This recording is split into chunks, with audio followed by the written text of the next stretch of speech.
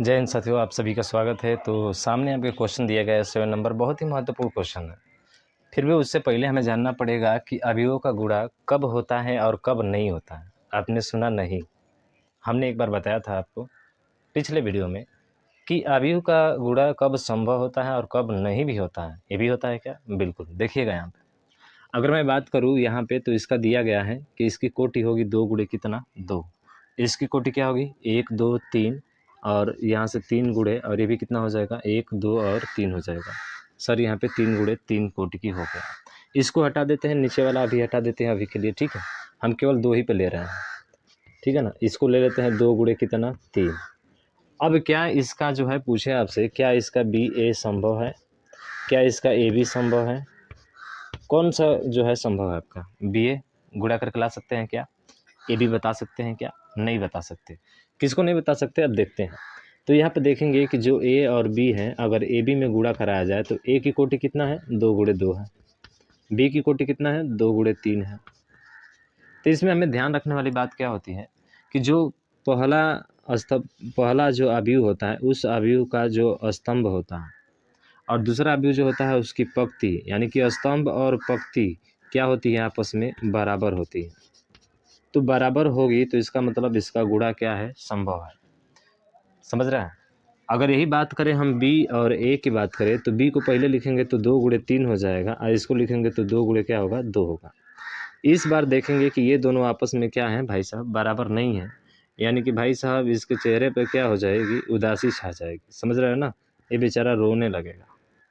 रोने लगेगा क्यों रोने लगेगा?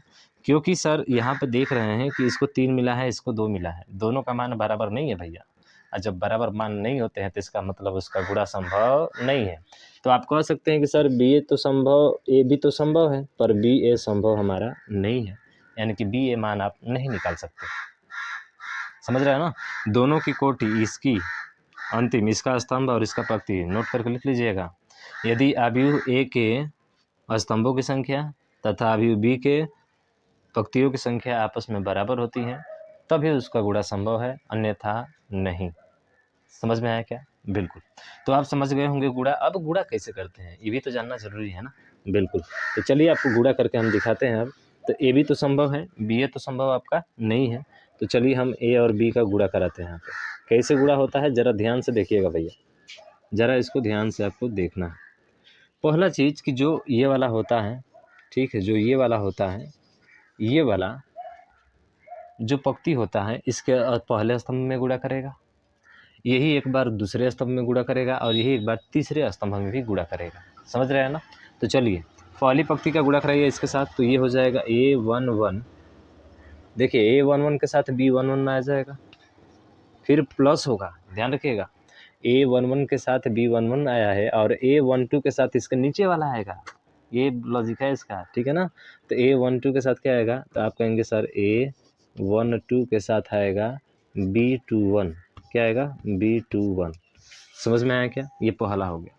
फिर उसी तरह से अब इसके साथ लेंगे तो A11 क्या हो जाएगा A11, उसके बाद से क्या होगा B12 प्लस फिर क्या हो जाएगा A11 इंटू क्या हो जाएगा, फिर से आपका हो जाएगा B22 B22, ठीक है।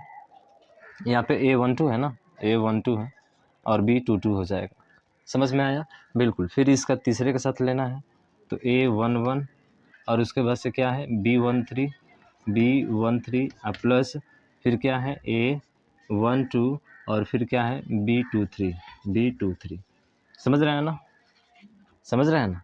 यानी कि सर A11 और उसके बाद से बी वाला आएगा, फिर ए बी करके आता रहेगा। पर ये कैसे आएगा सर? ये आएगा पहला इसका पंक्ति लेते हैं तो इनका तीनों स्तंभ आपका गुणा करेगा, ठीक है। तो ये पहली पंक्ति का गुणा हो गया। बात करेंगे अब दूसरे के, तो इसी तरह से है, इसको लेना है इन दोनों को, तो इन दोनों के साथ मिलाना पड़ेगा। तो ये वाला पहले वाले के साथ, ये वाला दूसरे वाले के साथ, तो ये आ जाएगा A21 और उसके बाद से B21, ठीक है। A21 B यहाँ पे आ जाएगा आपका 21 आ जाएगा, ठीक है ना। ये वाला इसके साथ 11 है ना, सॉरी यहाँ पे 11 है, तो यहाँ पे जो होगा आपका B11 हो जाएगा प्लस फिर आपका बात करेंगे यहाँ पे सर A22 A22 और A22 के साथ कौन सा आएगा आपका, आप कहेंगे सर B21 आ जाएगा, B21 आ जाएगा। ठीक है, ये हो गया।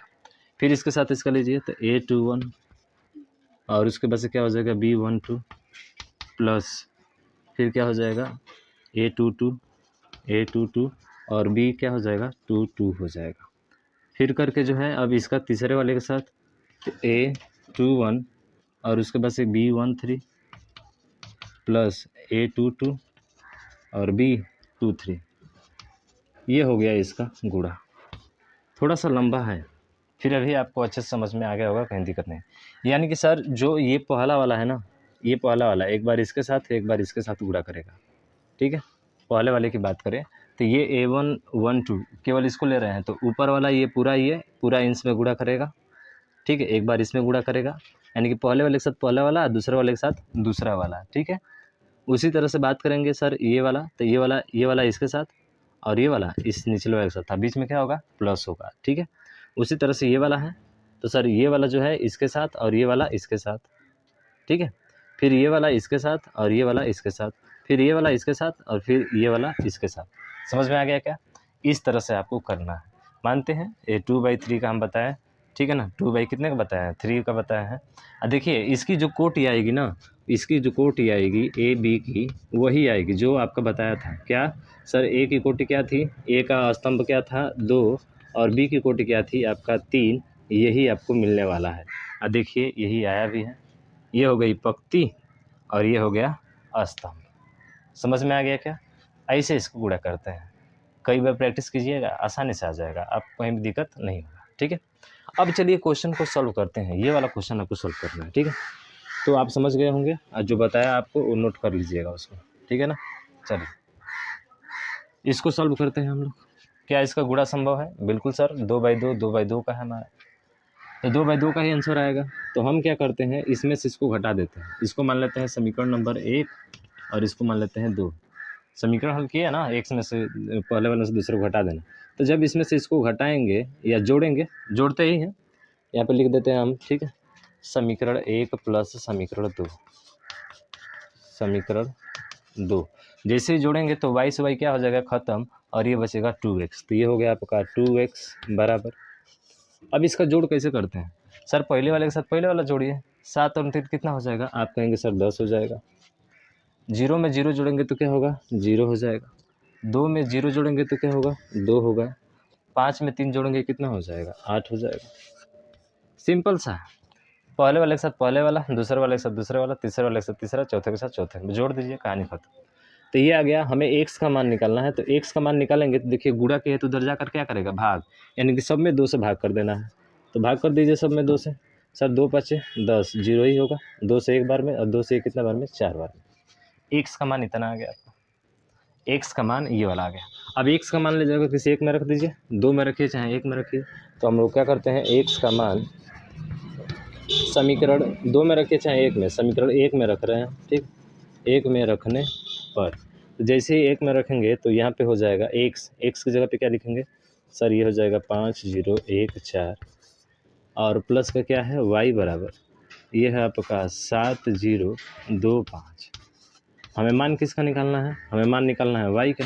तो y बराबर जब निकालेंगे तो ये जाकर उधर घट जाएगा, सीधे घटा के हम लिख दे रहे हैं। ठीक है, आप इसको हटा दीजिएगा उधर। अच्छा चलिए घटा ही देते हैं। ये हो जाएगा 7025 और इसमें से माइनस करना है कितना, दिख रहा है ना? बिल्कुल, 5014, 501 और 4, ये आपको माइनस करना है इसमें से। कर लेंगे, चलिए यहाँ पे y के बराबर लिख लेते हैं। सर 7 में से 5 को जाएगा, को बचेगा? आप कहेंगे 2 को बचेगा। 0 में से 0 जाएगा तो 0 ही बचेगा। 2 में से 1 जाएगा तो 1 बचेगा और 5 में से 4 जाएगा तो क्या बचेगा? 1। ये हो गया आपका y का मान। तो आसानी से निकाल लिया x और y का मान। ठीक है, तो ये क्वेश्चन बहुत ही महत्वपूर्ण है। इसी के सेम जैसा क्वेश्चन पूछा गया है 2 नंबर, पहला था ये, दूसरा नंबर आप हल करने का प्रयास कीजिएगा और समझ में आया है तो इस वीडियो को ज़्यादा से ज़्यादा शेयर भी कीजिएगा। ठीक है, शेयर कीजिएगा भाई साहब, समझ रहे हैं ना? हाँ, थोड़ी सी मदद कीजिए भाई, मैं आपको हर एक क्वेश्चन का सलूशन देने वाला हूँ। बस आप कमेंट करते रहिए, सवाल आपको यूँ मिलते रहेंगे। ठीक है ना, मिलते हैं हम लोग नेक्स्ट वीडियो में। तब तक ले जय हिंद, जय भारत।